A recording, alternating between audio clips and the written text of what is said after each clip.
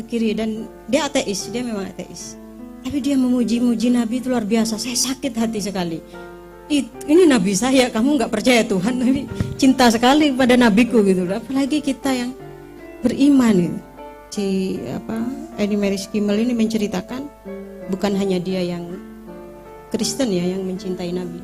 Orang Hindu pun sampai menulis puisi. Saya lupa di mana, di bagian mana di sini. Saya ini hanyalah ngengat, kata dia, intinya. Saya ini adalah ngengat yang mengelilingi,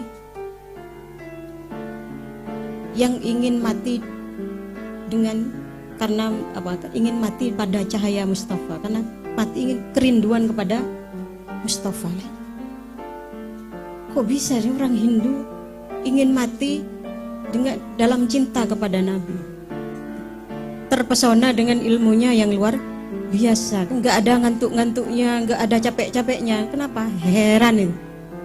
Nggak pernah bawa buku, hafal semua.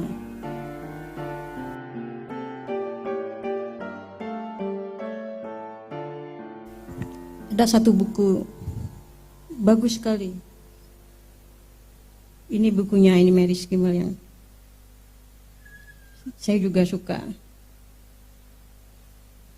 Jadi saya nggak baca apa-apa untuk acara hari ini. Ya saya hanya ingat-ingat dari buku ini.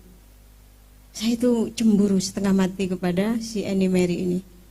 Ketika dia menulis buku ini. Ini sudah separuh syahadat.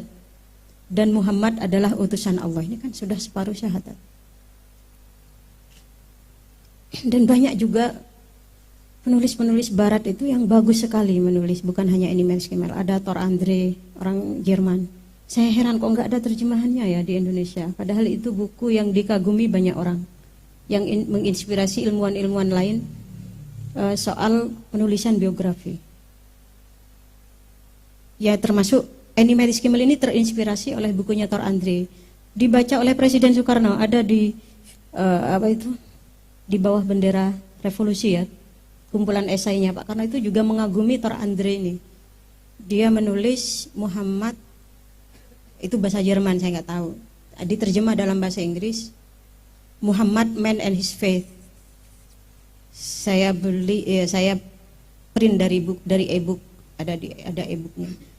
Jadi saya ingin menerjemah buku itu Mas Edi, barangkali bisa di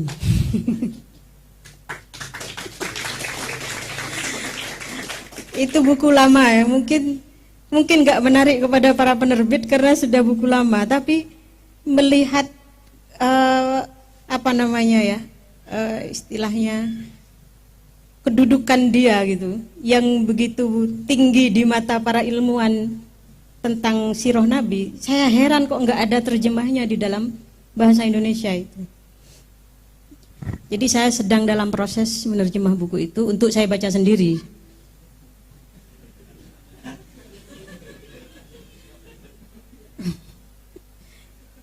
Ya saya penasaran, orang-orang besar itu baca buku itu semua, Pak Karno, kemudian ada dosen saya dulu juga sangat mengagumi buku itu, dosen yang sangat saya kagumi mengagumi buku itu. Jadi saya penasaran, tapi saya baru baca ya baru-baru ini saja gitu.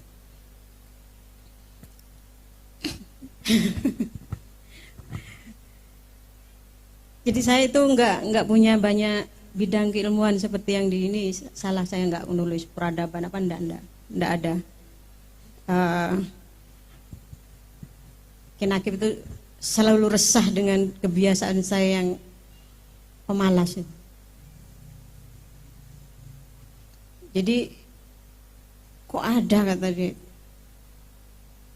pemalas kayak gini nih, kok ada, katanya mau jadi ilmuwan tapi kok malasnya minta ampun, nggak habis pikir dengan tingkat kemalasan saya yang luar biasa. Jadi makanya saya nulis itu karena terpaksa, karena dikejar-kejar gitu kan, kayak gitu, dipaksa-paksa, iyalah gimana lagi gitu kan, nggak pernah yang ikhlas menulis itu, nggak pernah.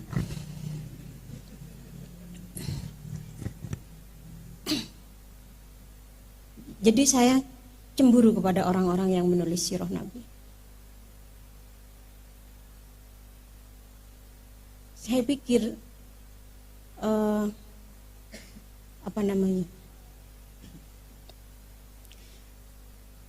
Bahkan saya punya buku biografi Nabi itu tulisannya Maxim Rodinson. Maxim Rodinson itu loh orang ateis. Dia ahli ekonomi dan Marxis. Orang Marxis kan cenderung ke kiri dan dia ateis, dia memang ateis. Tapi dia memuji-muji Nabi itu luar biasa. Saya sakit hati sekali. Ini Nabi saya, kamu nggak percaya Tuhan, tapi cinta sekali pada Nabiku gitu. Apalagi kita yang beriman gitu. Ada di buku ini seorang orang Hindu, katanya si Annie Mary Kimmel ini menceritakan bukan hanya dia yang Kristen ya yang mencintai Nabi. Orang Hindu pun sampai menulis puisi. Saya lupa di mana, di bagian mana di sini. Saya ini hanyalah ngengat, kata dia intinya. Saya ini adalah ngengat yang mengelilingi, yang ingin mati karena ingin mati pada cahaya Mustafa, karena ingin kerinduan kepada Mustafa. Kok bisa sih orang Hindu ingin mati dalam cinta kepada Nabi? Nah, yang orang Islam yang hak milik, yang ummati itu, terus nggak inget, nggak baca sama sekali sirahnya gitu. Jadi perhatian saya itu hanya soal itu, Mas BJ. Kalau ilmu-ilmu yang lain saya nggak ahli. Tapi kalau sirah ada sirahnya ini saya pasti beli. Kalau saya dengar kabar, saya punya uang, saya beli, saya baca. Karya siapa saja lah, nggak milih. Jadi setiap hari Kamis sore di rumah itu saya ngajar itu cuman. Jadi saya ada sirahnya Al-Buti karena ada perspektif fikihnya juga di situ. Saya pikir itu bagus gitu. Karena setiap penulis biografi itu pasti membawa perspektifnya sendiri. Yaitu setiap orang yang mendekati cetakan itu membawa menceng-mencengnya sendiri gitu. Saya agak jajaran genjang misalnya, yang itu agak persegi panjang. Nah itu membawa bentuk-bentuknya sendiri kepada cetakan ini. Tapi daripada enggak gitu kan. Nah, Al-Buti memilih perspektif fikih untuk membaca sirah Nabi. Nah, saya mengajarkan fikih sirah itu di Luktara itu setiap Kamis sore. Ya untuk itulah, sebagai bukti KTP, ini loh ya Rasul saya umatmu gitu. Jadi kalau ngajar fikih itu berat ya, harus alim kayak Gus Baha ya. Kalau ngajar tafsir ya sama, harus hafal Quran, baca. Saya nggak punya itu semua. Ngajar hadis apalagi. Saya punya dosen dulu. Siapa itu? Dr. Profesor Said Agil Munawar. Beliau itu kalau nggak salah 4.000 atau 6.000 hadis hafal. Jengkel sekali saya. Makan apa dia? Al-Quran hafal, hadis ribuan hafal gitu. Kalau beliau ngasih kuliah itu dari jam 8 sampai jam 2 siang. Saya itu katon tak aketip kan dengan anga dia ada itu ya.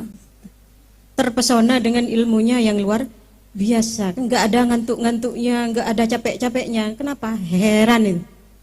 Enggak pernah bawa buku, hafal semua. Ini berapa gigabyte ya? Saya bikin makalah tentang hadis pada masa tabi'in. Saya cari 2 referensi itu hampir pingsan di perpustakaan. Bacanya apa lagi? Akhirnya bikin. Setelah saya presentasikan. Ini Fadilah. Kamu ambil di buku ini ya. Betul bukunya itu. Padahal saya nyarinya itu berhari-hari sampai hampir pingsan tadi. Dia itu langsung tahu, ini kitab ini, buku ini, karangannya ini ya katanya. Kamu ambil di bab ini halaman sekian, kamu salah bacanya, bukan begini, yang betul begitu. Payah orang ini gitu sih. Nggak bisa dibohongin. Nah saya nggak bisa seperti itu. Hadis nggak hafal, Quran apalagi gitu. Belajar malas sekali gitu. Jadi yang saya bisa ya hanya sirah Nabi. Maka yang saya ajarkan pada santri-santri itu ya sirah Nabi. Terakhir sudah nyampe di perang Khandaq setelah 2 tahun lebih. Jadi tiap minggu, kemarin corona sempat libur, sekarang mulai lagi aktivitas mengaji sirah setiap Kamis sore itu waktu kencan mingguan dengan Rasulullah.